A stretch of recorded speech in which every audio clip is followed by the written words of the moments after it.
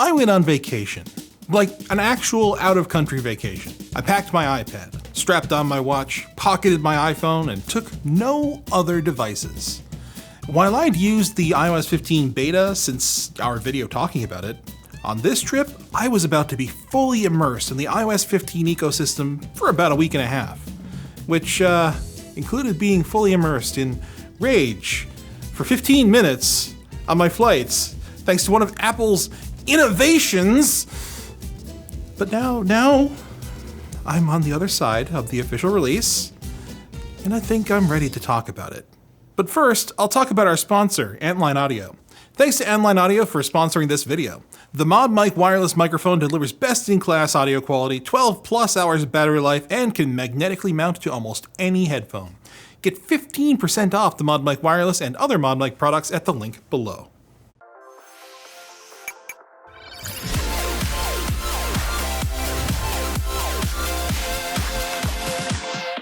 iOS 15, which we're going to use to refer to both the iPhone and iPad versions for now, has a lot of good things going for it. Safari, in particular, became a lot more useful for me thanks to the new UI, although from everything I've seen, that's clearly not a universal opinion. While I appreciate the easier access to tabs and the better tab overview, Mac Address host Jonathan Horst disagrees and hates the new UI. See, he's something of a tab fiend, while I'm more conservative with how many tabs I open on my mobile devices. So it really seems to depend on how efficient you are. To Apple's credit, they seem to have taken this dichotomy seriously and have been tinkering non-stop over the course of the beta, which originally didn't even have a refresh button. The idea being that you'd simply use the new pull to refresh function, but that didn't work on every website. User outcry about it was, rightly, swift and loud, so Apple just put the frickin' button back in. They also let you toggle the position of the tab bar from the bottom to the top, although they apparently didn't care whether you'd like to change the new flat UI. The biggest improvement to Safari by far is extension support. Safari previously had limited support for things like content blockers and advanced sharing options, but now it supports full-fledged desktop-style browser extensions. Noir and Dark Reader can do dark mode for any web page. Hyperweb can run custom user styles and scripts. And 1Password can actually show pop-ins to fill forms, plus many more.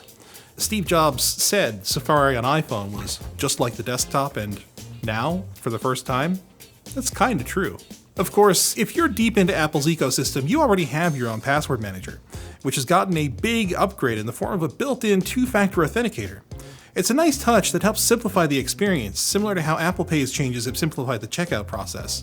I brought it up during the beta video, but the new sheet for choosing a payment card saves so much time when you're trying to check out quickly online.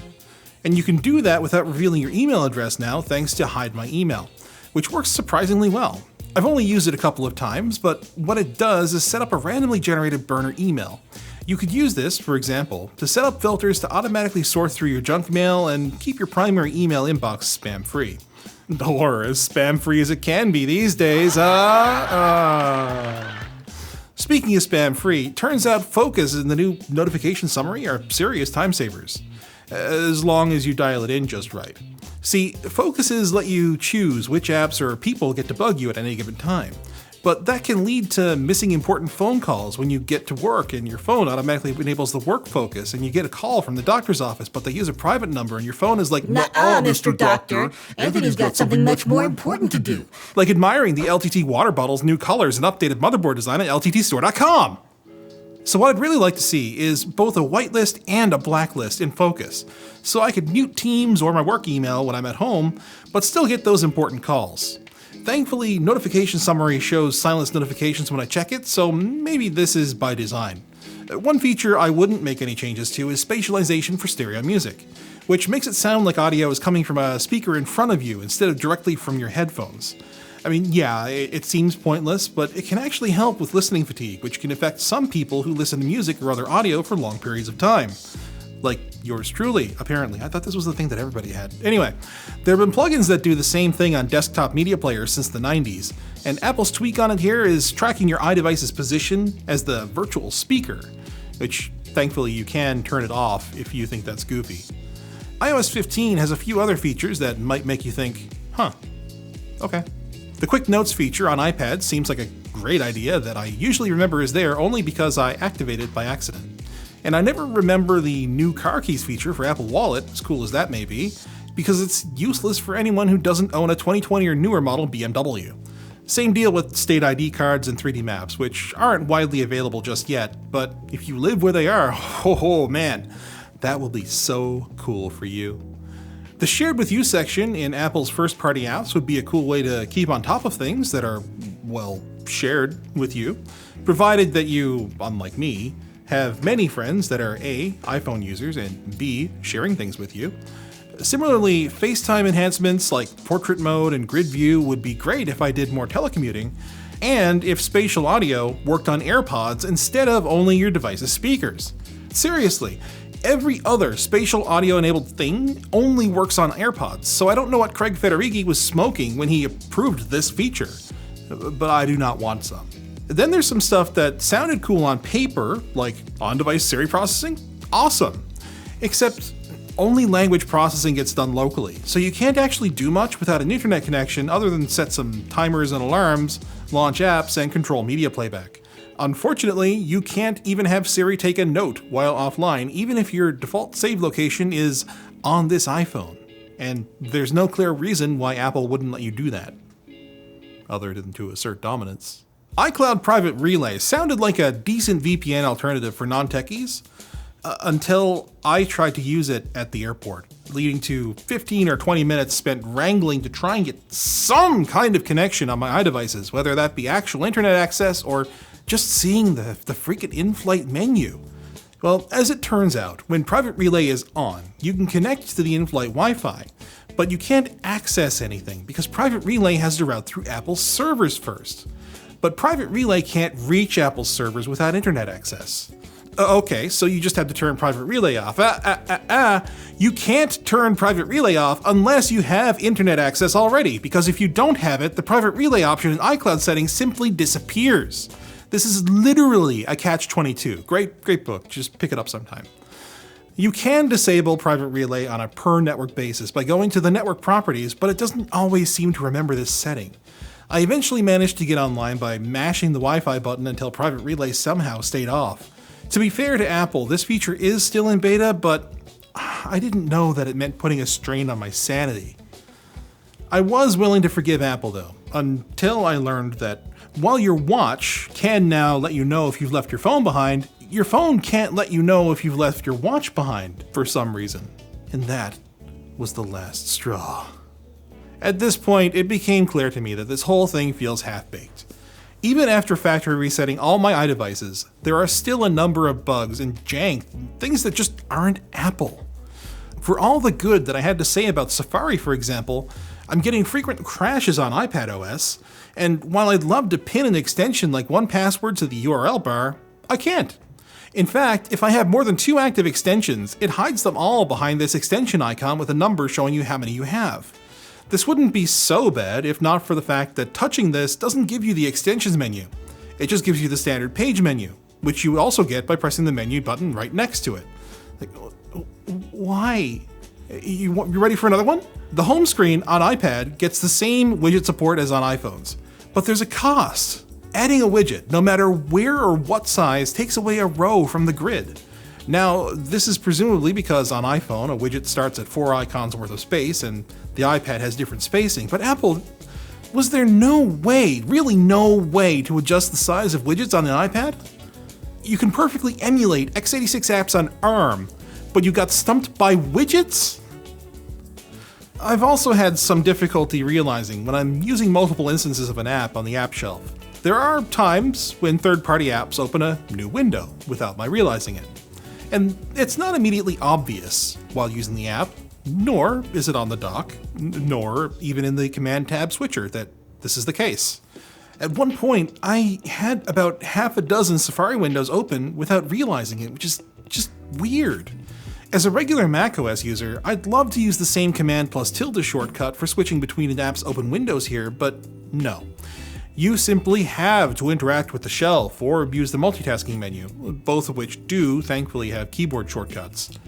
This seems kind of boneheaded and really makes me wish they'd give us proper window management on the iPad already.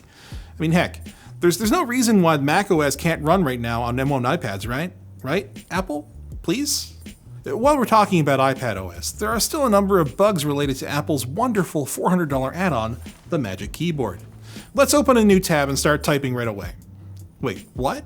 There's search results, but what I typed isn't in the search bar.